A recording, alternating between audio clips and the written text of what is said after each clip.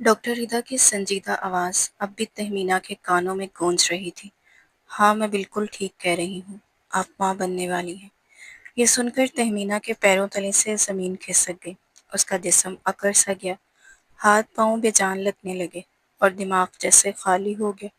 وہ سکتے کے عالم میں بنا کچھ سمجھے یا کہیں ڈاکٹر ردا کے کلینک سے باہر نکل آئی۔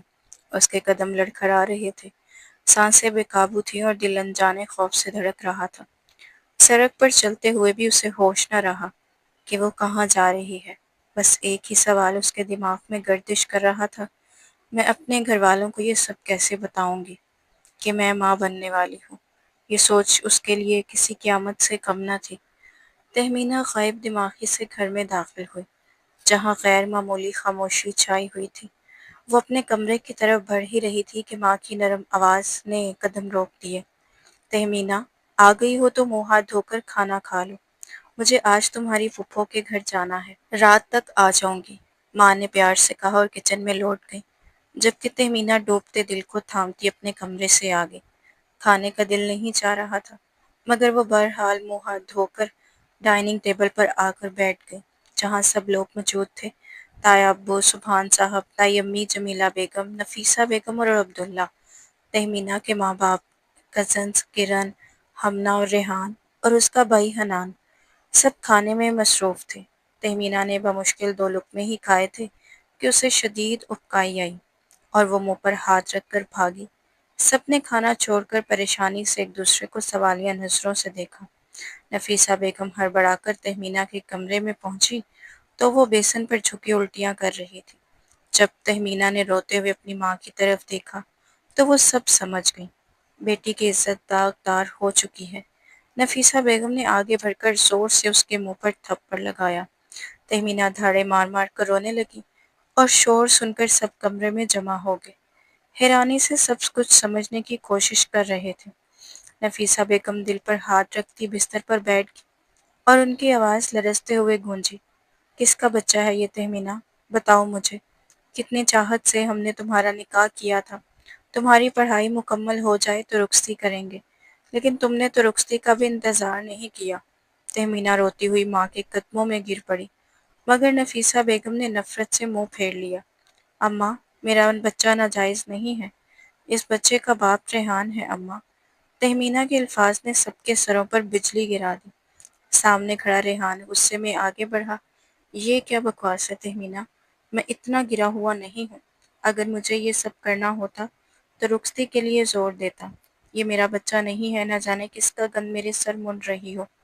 تہمینہ نے بے یقینی سے ریحان کو دیکھا اور سب گھر والے سوالیہ نظروں سے اسے گھورنے لگے۔ کمزور وجود کانپ رہا تھا۔ عبداللہ صاحب نے کڑی نظروں سے اسے دیکھتے ہوئے کہا، تہمینہ تم جانتی ہو تم کیا کہہ رہی ہو؟ شاید تمہیں کوئی غلط فہمی ہوئی ہے۔ اگر ایک کنواری لڑکی ماں بن جائے تو اس کا مطلب کیا ہوتا ہے؟ تمہارا صرف نکاح ہوا ہے، رخصتی نہیں۔ کیوں اپنی بدنامی کر رہی ہو بیٹا؟ ان کی آنکھیں ضبط سے نم ہو گئیں۔ ابا، میں سچ کہہ رہی ہوں، میں ماں بننے والی ہوں اور یہ بچہ ریحان کا ہے، میں نے کوئی گناہ نہیں کیا، مجھے اس نے ہی اس حال تک پہنچایا ہے۔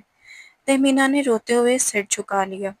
عبداللہ صاحب نے ٹھنڈی سانس لے کر ریحان کی طرف دیکھا، بیٹا ڈرنے کی ضرورت نہیں، اگر یہ بچہ تمہارا ہے تو اس میں کوئی گناہ نہیں، اسے اپنا لو، وہ تمہاری منقوہہ ہے، اس بچے کو اپنا نام دو، ہم 1 ہفتے کے اندر رخصتی کر دیں گے۔ لیکن ریحان نے فوراً انکار کر دیا، چاچو، تہمینہ میری منقوہہ تھی، لیکن میں سچ کہہ رہا ہوں، میں نے اسے چھوا تک نہیں، مجھے نہیں پتا یہ کیوں جھوٹ بول رہی ہے، بس اتنا جانتا ہوں کہ یہ بچہ میرا نہیں ہے۔ کوئی غیرت مند شوہر برداشت نہیں کرے گا کہ اس کی بیوی نکاح میں ہو کر کسی اور کے بستر پر جائے اور کسی اور کے بچے کی ماں بنے۔ تہمینہ نے بے یقینی سے سر اٹھایا اور اس کی برداشت کی حد ختم ہو گئی۔ وہ لپکی اور ریحان کے منہ پر سناٹے دار تھپڑ لگا دیا۔ سب کے منہ کھلے کے کھلے رہ گئے۔ ریحان کا چہرہ غصے سے سرخ ہو گیا۔ اس بچے کے باپ تم ہو، کیوں نہیں مانتے؟ اس رات میرے کمرے میں تم ہی آئے تھے، تم ہی تھے جس نے میرے ساتھ یہ سب کیا۔ روشنی مدھم تھی، مگر میں نے تمہیں پہچان لیا تھا، تمہاری آواز، تمہارا لمس مجھے اچھی طرح یاد ہے۔ لعنت ہے تم پر ریحان، اپنے ہی بچے کو تسلیم کرنے سے انکار کر رہے ہو۔ تہمینہ پھوٹ پھوٹ کر رونے لگی۔ اور سب حیران و پریشان تماشا دیکھتے رہے۔ ماں باپ نم آنکھوں سے اپنی بیٹی کو تڑپتا دیکھ رہے تھے۔ کیسا نصیب تھا کہ 1 مہینے پہلے نکاح ہوا اور آج بغیر رخصتی کے ہی ماں بن بیٹھی، اور اس کا شوہر اسے ماننے سے انکار کر رہا تھا۔ نفیسہ بیگم نے غصے سے ریحان کو گھورا تو وہ ایک لمحے کو گڑبڑا گیا، لیکن فوراً اپنے غصے پر قابو پا کر تہمینہ کا بازو جکڑ کر جھٹکا۔ کیا بکواس کر رہی ہو روشنی؟ ہمارا صرف نکاح ہوا ہے، رخصتی نہیں ہوئی۔ میں نے کبھی تمہیں ہاتھ تک نہیں لگایا، اور تم مجھ پر اتنا بڑا الزام لگا رہی ہو۔ کیا چاہتی ہو؟ مجھے کس جرم کی سزا دے رہی ہو؟ میرے نکاح میں ہو کر اتنا بڑا دھوکہ دیا تم نے، مجھے کہیں کا منہ دکھانے کے قابل نہیں چھوڑا۔ تم اس موقع پر کسی اور کا گن میرے سر کیوں تھوپ رہی ہو؟ تم سمجھتی ہو میں بے وقوف ہوں؟ ریحان شاہ بچہ نہیں ہے، 5 سال بڑا اور سمجھدار مرد ہوں۔ میاں بیوی کے حقوق و فرائض اچھی طرح سے سمجھتا ہوں۔ میرے گھر والے جانتے ہیں میں کیسا ہوں۔ اگر مجھے یہ سب کرنا ہوتا تو رخصتی کی ڈیمانڈ کرتا، کبھی اس طرح نہ کرتا۔ میں کسی سے ڈرتا نہیں اور نہ اتنا بزدل ہوں کہ اپنی اولاد کو تسلیم کرنے سے پہلے سوچوں۔ میرے گھر والے رخصتی چاہتے تھے، لیکن میں نے کہا تھا تم چھوٹی ہو، پڑھائی مکمل کر لو، پھر رخصتی ہوگی۔ مگر مجھے نہیں پتا تھا تم جیسی بدکردار لڑکی اپنا گن چھپانے کے لیے مجھے ہی ذلیل کر دو گی۔ تم مجھ سے بات کرتی تو میں معاف کر دیتا، لیکن یوں سب کے سامنے رسوا کر دیا۔ وہ چیخ رہا تھا اور پورا کمرہ سناٹے سے ڈوبا ہوا تھا۔ ہائے ہائے، میں تو پہلے ہی کہتی تھی یہ لڑکی شکل سے معصوم لگتی ہے، لیکن حقیقت میں بالکل نہیں۔ توبہ، چھٹانگ بھر کی لڑکی ہے جو اپنے گل کھلائے گی۔ پتہ نہیں تھا جب سے قد نکالا ہے رشتوں کی لائنیں لگ گئی ہیں۔ عام طور پر لڑکیوں کے اپنے خاندان سے رشتے آتے ہیں، لیکن اس کے تو اتنے رشتے آئے کہ باہر والے ایرے گہرے منہ اٹھا کر رشتہ مانگنے آ جاتے ہیں۔ کالج جاتی ہوگی تو یقیناً کافی لڑکوں سے دوستی ہوگی، اس لیے ہی وہ کالج میں پڑھنے تھوڑی جاتی ہوگی، لڑکوں کی نظروں میں فدا ہوگی۔ وہی کالج میں نین مٹکا کرنے جاتی ہوگی، وہی کہیں منہ کالا کر کے آئی ہوگی، اور اب میرے بیٹے پر الزام لگا رہی ہے کہ یہ بچہ اس کا ہے۔ جمیلہ بیگم غصے سے کانوں کو ہاتھ لگاتے بولی، بھابی، میری بیٹی ایسی نہیں۔ آپ میری بیٹی کے بارے میں ایسا کیسے بول سکتی ہیں؟ آپ کی آنکھوں کے سامنے پلی بڑھی ہے۔ نفیسہ بیگم اپنے آنسو صاف کرتے ہوئے بولی، تم کیا کہنا چاہتی ہو؟ میرا بیٹا جھوٹ بول رہا ہے۔ ارے وہ تو شادی کرنا ہی نہیں چاہتا تھا، باپ نے جائیداد سے بے دخل کرنے کی دھمکی دی، تب جا کر مانا کہ چلو چاچو کی بیٹی ہے، شریف بچی ہے، گھر کی بچی گھر میں ہی رہ جائے گی۔ وہ لڑاکا عورتوں کی طرح ہاتھ ہلاتی ہوئی بولی۔ تہمینہ آنسو بہاتے ہوئے پریشانی سے اپنے ماں باپ کو دیکھ رہی تھی، جو سر جھکائے جمیلہ بیگم کی کھڑی کھڑی سنتے ہوئے روتے ہوئے تھے۔ تہمینہ شرم اور ندامت کی اتھاہ گہرائیوں میں ڈوب چکی تھی۔ اپنے ماں باپ کی آنکھوں میں آنکھیں ڈالنا تو دور، ان کے سامنے کھڑا ہونا بھی دوبر لگ رہا تھا۔ جن ماں باپ نے ہمیشہ اس پر فخر کیا تھا، آج ان کے چہروں پر شرمندگی اور دکھ کی لکیریں دیکھ کر تہمینہ کا کلیجہ منہ کو آنے لگا تھا۔ ان کا جھکا ہوا سر، خاموشی سے بہتے آنسو اور کانپتے لب اسے اندر سے توڑ رہے تھے۔ وہ بن بیاہی ماں بن چکی تھی، ایک ایسی حقیقت جس نے نہ صرف اس کی عزت کو پامال کیا بلکہ اس کے والدین کے وقار کو بھی مجروح کر دیا تھا۔ وہ زمین میں گڑ جانا چاہتی تھی، اپنے آپ کو مٹا دینا چاہتی تھی کہ کاش یہ لمحہ نہ آتا، کاش وقت کو پلٹ سکتی۔ دل مسلسل ڈوب رہا تھا، ہر دھڑکن اس کی خطا کا ماتم کر رہی تھی۔ آنکھوں کے سامنے اندھیرا چھا گیا اور وہ ریحان کے بازو میں جھول گئی۔ ماں باپ پریشان ہو گئے، نفیسہ بیگم رو رو کر ہلکان ہو گئی، جبکہ باپ اپنی اکلوتی بیٹی کو اس حال میں دیکھ کر بلک بلک کر رو رہے تھے۔ سبحان صاحب نے اپنے بھائی کو یوں روتے بلکتے دیکھا تو بے اختیار بولے، ریحان، اگر بچہ تمہارا ہے تو تم اسے کیوں قبول نہیں کرتے؟ لیکن ریحان غصے سے چیخ اٹھا، بابا، کیا آپ واقعی ہی سوچتے ہیں میں ایسا کر سکتا ہوں؟ کیا میں اپنے ہی گھر میں نقب لگا سکتا ہوں؟ یہ بات میری سمجھ سے باہر ہے۔ وہ شدید دکھ اور غصے کے عالم میں بولا، جسے میں اتنا معصوم اور شریف سمجھتا تھا، وہ لڑکی شادی سے پہلے ہی ایسا گناہ کر بیٹھی اور اب الزام مجھ پر ڈال رہی ہے۔ یہ بس چاہتی ہے کہ سب مجھے غلط سمجھے اور شادی کر کے اپنے گناہ پر پردہ ڈالے۔ اس کے لہجے میں نفرت اور حقارت بھرپور تھی۔ پتہ نہیں کس کا بچہ ہے جسے یہ میرے سر تھوپنا چاہ رہی ہے۔ ریحان کے الفاظ میں زہر گھلا ہوا تھا۔ اب کیا بچا تھا؟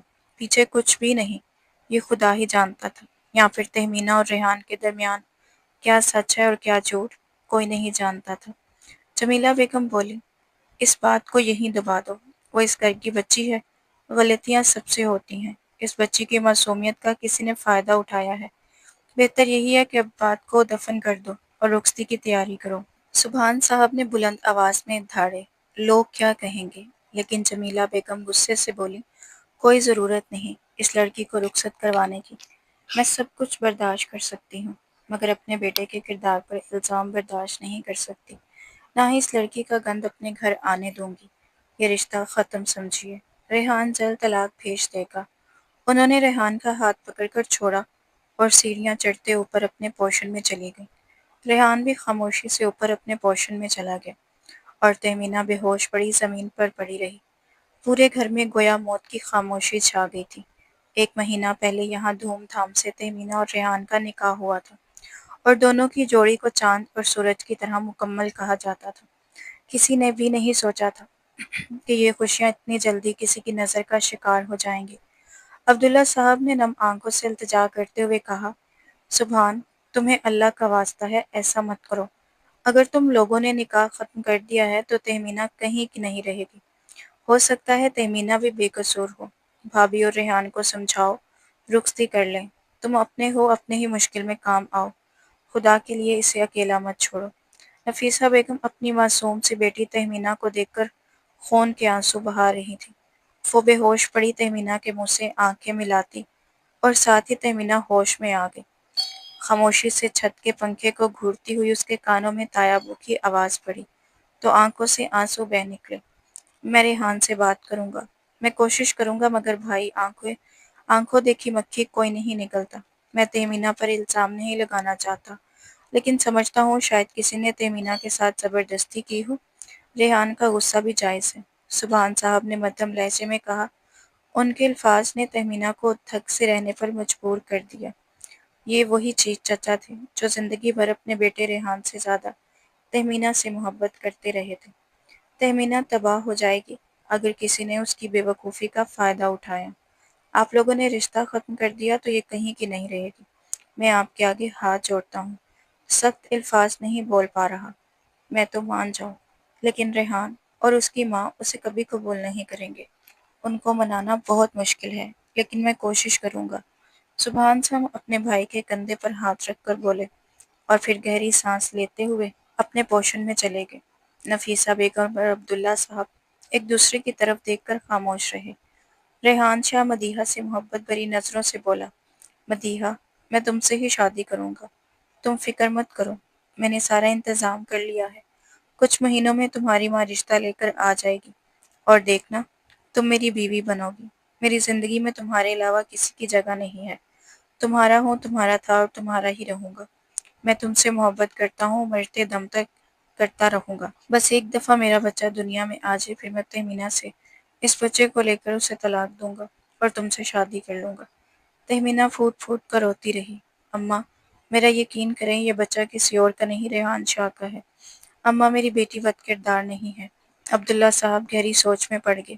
نفیسہ بیگم خاموشی سے کچن میں چلی گئی اور ریحان کے والد سبحان صاحب بھی اپنے پوشن میں واپس چلے گئے۔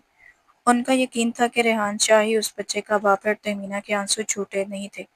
سب کچھ دیکھنے کے بعد عبداللہ صاحب ریحان کے پاس آئے اور بولے، دیکھو بچے، میں نہیں جانتا کہ سچ کیا ہے اور جھوٹ کیا ہے، بس یہی چاہتا ہوں تم اپنی بیٹی کو اپنا لو، اس کی غلطی پر پردہ ڈال دو، اس بچے کو اپنا لو، جو چاہو مجھ سے لے لو، بس بدلے میں اپنی زندگی میں میری بیٹی کو شامل کر لو۔ ریحان نے اچھا بننے کا ڈھونگ کرتے ہوئے اپنے چاچو کے جڑے ہاتھ تھام لیے۔ ٹھیک ہے چاچو، میں اسے اپنانے کو تیار ہوں، لیکن مجھے اسلام آباد کا 10 مرلے والا وہ پلاٹ چاہیے جو تہمینہ کے نام پر ہے۔ ظاہر ہے اب میں اسے اپنا رہا ہوں تو میرا کچھ تو فائدہ ہونا چاہیے۔ عبداللہ صاحب چند لمحے سوچ کر بولے، ٹھیک ہے، تم وکیل سے پیپر بنواؤ، میں تہمینہ سے سائن کروا دوں گا، پھر اسی دن تہمینہ اور تمہاری رخصتی ہوگی اور کسی رشتہ دار کے سامنے تم یا تمہاری ماں تہمینہ پر انگلی نہیں اٹھاؤ گے، اس بچے پر انگلی نہیں اٹھاؤ گے، اسے اپنا نام دو گے۔ ایک ہفتے کے اندر ریحان شاہ وکیل سے پیپر بنوا چکے تھے اور اب عبداللہ صاحب تہمینہ کے سر پر کھڑے اسے سائن کرنے کے لیے کہہ رہے تھے۔ تہمینہ نے آہ بھرتے ہوئے کہا، ابا، جب میں نے کوئی غلطی نہیں کی تو میں کیوں سزا بھگتوں؟ میں سائن نہیں کروں گی۔ اگر ریحان شاہ بغیر کسی شرط کے رخصتی چاہتا ہے تو میں تیار ہوں، ورنہ مجھے طلاق دے دے اور شادی کہیں اور کر لے۔ میرا شوہر مر چکا ہے، میں بیوہ ہوں، کوئی نہ کوئی تو شادی کر ہی لے گا۔ تہمینہ تھک چکی تھی، سب کو یہ کہنے کہ میں ریحان شاہ کا بچہ ہے، لیکن کوئی بھی اس کی بات پر یقین کرنے کو تیار ہی نہیں تھا۔ اسے لگا کہ ریحان اپنی غلطی مان لے گا، سب تھوڑا غصہ کریں گے، پھر رخصتی کروا دے گا، لیکن ریحان مکر گیا تھا۔ تہمینہ سمجھ نہ پا رہی تھی کہ ریحان شاہ کیا چاہتا ہے، کیا یہ سب صرف زمین کی وجہ سے ہے یا اس کے پیچھے کوئی بڑا منصوبہ ہے۔ اب تہمینہ ریحان شاہ سے نفرت کرتی تھی اور کسی بھی قیمت پر اس کی بیوی بننے کو تیار نہیں تھی، لیکن آخر کار ریحان شاہ گھٹنے ٹیک گیا تھا اور تہمینہ کی ہمت اور صبر نے اسے مجبور کر دیا تھا۔ رخصتی کی تیاریاں اپنے عروج پر تھیں۔ جمیلہ بیگم اور ریحان شاہ تہمینہ کے لیے برائیڈل ڈریس لے آئے تھے، کارڈز تیار ہو چکے تھے اور ہر چھوٹی بڑی تیاری مکمل ہو چکی تھی۔ تہمینہ یہ شادی صرف اور صرف اپنے ماں باپ کے لیے کر رہی تھی۔ چند دن پہلے سے وہ کمرے میں محض پڑی رہی تھی، کسی سے بات نہ کی اور شادی کی تیاریوں میں حصہ لینے کی زحمت بھی نہیں کی۔ اداسی کو دل سے نکالنے کی ایک ناکام کوشش میں تہمینہ چپ چاپ کمرے سے نکلی اور آہستہ آہستہ قدم اٹھاتے ہوئے چھت پر آ گئی۔ رات کے سناٹے میں صرف اس کے دل کی دھڑکن اور دور کہیں کتوں کے بھونکنے کی آواز گونج رہی تھی۔ آسمان پر چاند پوری آب و تاب سے چمک رہا تھا، جیسے کسی نے سیاہ مخمل پر دودھ جیسا چاند رکھ دیا ہو۔ ٹھنڈی ہوا اس کے بالوں سے کھیل رہی تھی، اس کے اداس دل کو چپکے سے سہلاتی محسوس ہو رہی تھی۔ تہمینہ چپ چاپ چاند کو تکنے لگی، اس کے لبوں پر ایک تھکی ہوئی مسکراہٹ بکھر گئی، جیسے چاند کی روشنی نے لمحہ بھر کے لیے اس کی اداسی دور کر دی ہو۔ چاندنی میں اس کی آنکھیں نم ہو گئیں، مگر اس کی مسکراہٹ میں ایک پر اسرار کشش تھی، جیسے وہ رات کی تنہائی اور چاند کی خاموش روشنی کے ساتھ کسی پرانے رشتے کو یاد کر رہی ہو۔ آنکھیں بند کرتے وہ ماضی کی بھول بھلائیوں میں گم ہو گئی اور آنسو بے اختیار بہنے لگے۔ اسی دوران تہمینہ نے ماں سے کہا، اماں میرا پیپر ہے، میں کیسے جاؤں گی شادی پر؟ مظفر گڑھ کتنی دور ہے، 3 گھنٹے جانے میں اور 3 گھنٹے آنے میں پیپر کیسے تیار کروں گی؟ میں نہیں جانا چاہتی، شادی میں میرا کوئی دلچسپ نہیں ہے۔ حنان نے منہ بسور کر کہا، چلو ٹھیک ہے، بہن کا خیال رکھنا، ریحان بھی آج آ رہا ہے، اس سے کھانا دینے آنا، تمہاری چچی کی فیملی بھی جا رہی ہے۔ نفیسہ بیگم پیکنگ میں مصروف ہو گئی، تہمینہ کے بارے میں بے فکر تھی، کیونکہ نکاح پہلے ہی ہو چکا تھا۔ حنان دوستوں کے ساتھ تھا اور ابھی نہیں آیا۔ تہمینہ نے نہا کر نائٹ ڈریس پہن لیا اور بیڈ پر لیٹ گئی۔ نائٹ بلب کی روشنی ماحول کو نرم اور پرسکون بنا رہی تھی۔ رات کے 1 بجے کوئی کمرے میں داخل ہوا۔ تہمینہ پہچان گئی، یہ ریحان شاہ تھا۔ وہ بات کرنے آیا تھا، مگر اس کا کم سن بدن اور بھینی بھینی خوشبو تہمینہ کے حواس سلب کر رہی تھی۔ ریحان دروازہ بند کر کے اس کے پاس لیٹ گیا، کانوں میں سرگوشی کرتا بولا، تہمینہ اٹھو۔ وہ نیند میں اتنی پکی تھی کہ نہ اٹھ سکی۔ ریحان اس کے ہونٹوں پر جھک گیا اور چومنے لگا۔ تہمینہ بمشکل آنکھیں کھولے، ریحان شاہ کی آواز پہچان گئی، مگر مدہوشی اب بھی برقرار تھی۔ نائٹ بلب کی مدھم روشنی میں اس کا چہرہ دھندلا سا نظر آ رہا تھا۔ تہمینہ نے مزاحمت کی کوشش کی، مگر ریحان نے اس کے ہاتھ تکیے کی دونوں طرف کر دی اور شرٹ کے بٹن کھولنے لگا۔ تہمینہ کانپتی، نہیں ریحان پلیز جائیں، ہماری رخصتی نہیں ہوئی، یہ غلط ہے۔ لیکن ریحان نہ رکا، اپنی شرٹ اتار کر اوپر جھک گیا۔ بیڈ شیٹ خون سے سرخ تھی، اس کی نوعمری کی علامت دیتی۔ تہمینہ آنکھیں میچتی سسکیاں بھرتی اسے دور کرنے کی کوشش کرتی رہی، مگر ریحان نہ رکا۔ رات کے 4 بجے ریحان وہاں سے نکلا اور تہمینہ خود کو سنبھال کر واش روم میں گئی۔ نہا کر واپس آئی، بیڈ شیٹ پہلے سے ہی بدل چکی تھی۔ وہ خاموش ہو گئی، اس نے یہ بات کسی کو نہ بتائی۔ 15 دن بعد کالج کے گراؤنڈ میں تہمینہ بے ہوش ہو گئی، بار بار متلی اور چکر آنے لگے، اور ماہواری بھی مس ہو چکی تھی۔ اپنی علامات سرچ کرنے پر اسے پتہ چلا کہ یہ سب ماں بننے کی نشانی تھی۔ وہ چھوٹی نہیں تھی، ازدواجی تعلقات کے بارے میں کچھ نہ کچھ جانتی تھی۔ تہمینہ نے گھبرا کر ریحان کو اپنی حالت کے بارے میں بتایا، کئی میسیجز کیے، لیکن کوئی جواب نہیں آیا۔ تھک ہار کر وہ اکیلی ڈاکٹر رضا کے کلینک گئی، اور چیک اپ کے بعد شک یقین میں بدل گیا، رپورٹ پازیٹیو تھی۔ تہمینہ کافی دیر تک چھت پر کھڑی رہی، آنسو پوچھتی، پھر کمرے میں آ کر سو گئی۔ مہندی کی خوشبو سے گھر مہک رہا تھا۔ نفیسہ بیگم نے سنجیدگی سے کہا، مہندی والی لڑکی آ گئی ہے، نیچے جا کر مہندی لگوا لو۔ تہمینہ خاموشی سے نیچے گئی اور ہاتھوں اور پاؤں پر خوبصورت نقش و نگار بنوائے۔ اسی دوران ریحان بھی وہاں سے گزرا اور دلچسپی سے منظر دیکھ کر تھوڑی دیر کے لیے رک گیا۔ آپ کے ہاتھ بہت خوبصورت ہیں۔ مہندی بہت جچ رہی ہے، مہندی والی نے پوچھا۔ نام بھی لکھواؤ گی دلہے کا؟ تہمینہ نے فوراً انکار کیا۔ میں صرف مہندی لگوانا چاہتی ہوں، نام نہیں۔ مہندی والی نے ہنس کر کہا، اگر نام لکھوائیں گی تو مہندی اور بھی خوبصورت لگے گی۔ تہمینہ غصے سے چیخی، میں نے کہا نہ نہیں لکھوانا۔ ریحان وہاں قریب کھڑا تھا، مٹھی بھینچ کر خاموشی سے دیکھ رہا تھا۔ تہمینہ مہندی لگوا کر اوپر آ گئی۔ جہی دروازہ بند کرنے لگی، ریحان تیزی سے دھکیلتا اندر آیا اور دروازہ بند کر دیا۔ کیوں آئے ہو؟ یہاں سے چلے جاؤ، دفع ہو جاؤ، تہمینہ چیخی۔ ریحان قریب آ کر بولا، شادی تو ہو رہی ہے، پھر یہ سب کیوں؟ تہمینہ نے زور سے دھکیلتے ہوئے کہا، دور رہیں مجھ سے۔ ریحان نے ہنستے ہوئے کہا، کب تک دور رکھو گی؟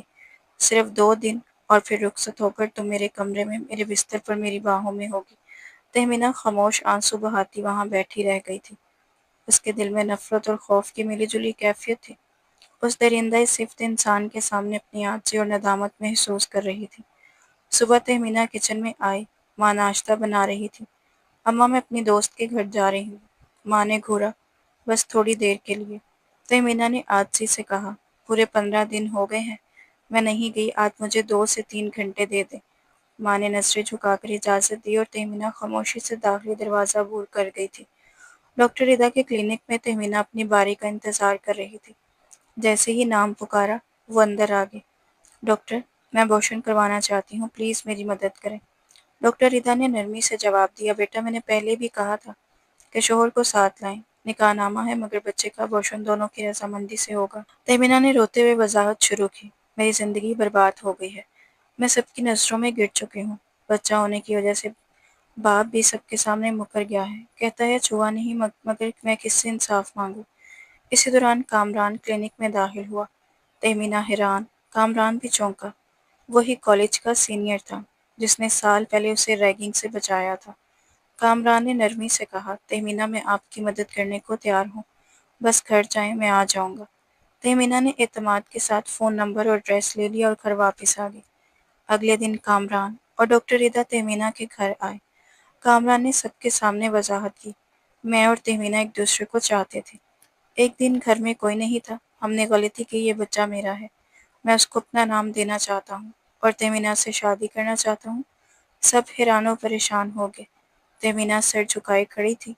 ریحان غصے سے پاگل ہو گیا، یہ کیا بکواس ہے، یہ میری منقوہ ہے، تمہیں ہمت کیسے ہوئی؟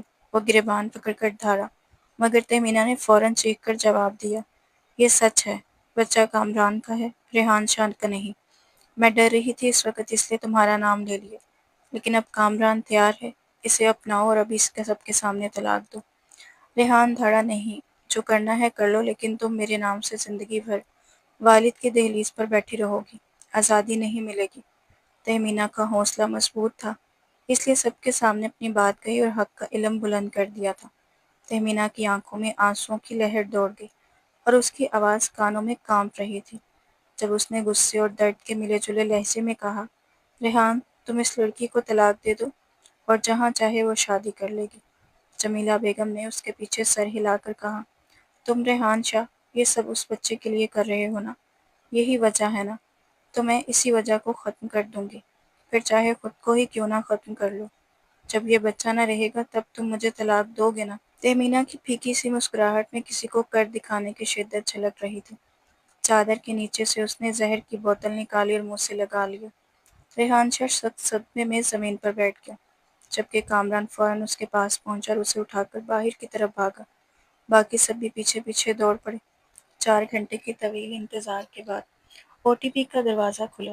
سب نے شکر ادا کیا کہ تہمینہ خطرے سے باہر تھی، لیکن وہ بچہ جسے ریحان ناجائز کہہ رہا تھا، وہ اس دنیا میں نہیں رہا تھا۔ 2 دن ہسپتال میں رہنے کے بعد وہ گھر واپس آئی۔ وہ لوگ جو پہلے اس سے بات تک نہیں کرتے تھے، اب اس کے ارد گرد جمع ہو گئے تھے۔ نفیسہ بیگم نے اسے سہارا دیتے ہوئے ڈائننگ ٹیبل پر بٹھایا۔ تہمینہ نے سب کی جانب نظریں جھکاتے ہوئے کہا، میں آپ لوگوں سے بات کرنا چاہتی ہوں۔ ریحان شاہ اپنی کولیگ مدیحہ کو پسند کرتا ہے، آپ لوگ اس کی شادی اس لڑکی سے کر دیں۔ عبداللہ صاحب نے وضاحت کی، ایک دن رات کے وقت میں چھت پر گئی تو میں نے اسے فون پر مدیحہ سے بات کرتے سنا۔ وہ اسے پسند کرتا تھا، لیکن تایا ابو نے اسے جائیداد سے محروم کرنے کی دھمکی دی مجبوراً نکاح کر لیا۔ وہ لڑکی جسے ریحان پسند کرتا تھا طلاق یافتہ تھی اور ماں نہیں بن سکتی تھی۔ وہ چاہتا تھا کہ میں 9 مہینے تک اس کے ساتھ رہوں، بچہ پیدا ہو جائے تو مجھے طلاق دے کر وہ اسے لے لے اور مدیحہ سے شادی کر لے، جائیداد بھی حاصل کرے۔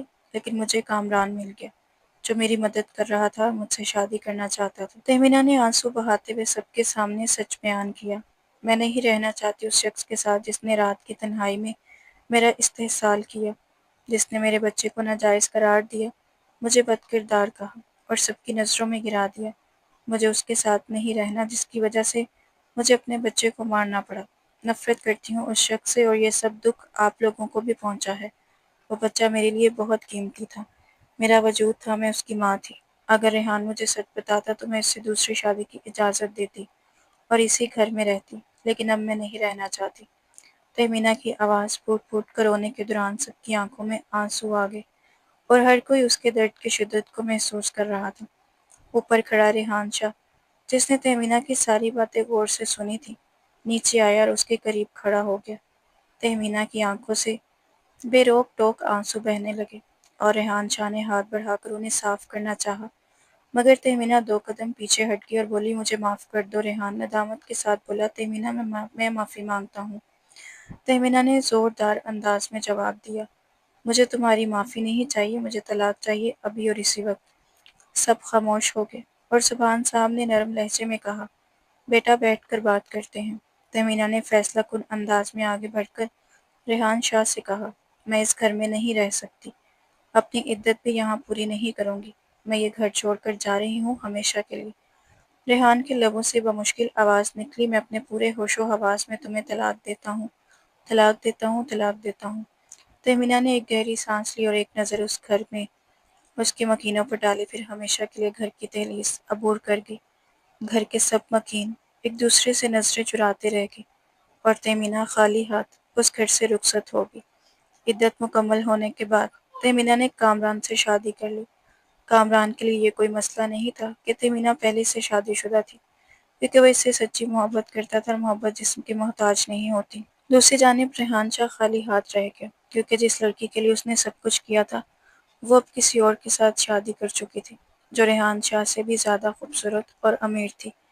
عبداللہ صاحب نے اپنا حصہ لے کر اپنے بھائی سے علیحدگی اختیار کی اور اسلام آباد آ گئے، کیونکہ وہ اس گھر میں نہیں رہنا چاہتے تھے جہاں ان کی بیٹی پر ظلم ہوا تھا۔ یہ واقعہ ثابت کرتا ہے کہ انسان جتنی بھی منصوبہ بندی کر لے لیکن وہی ہوگا جو اللہ چاہے گا۔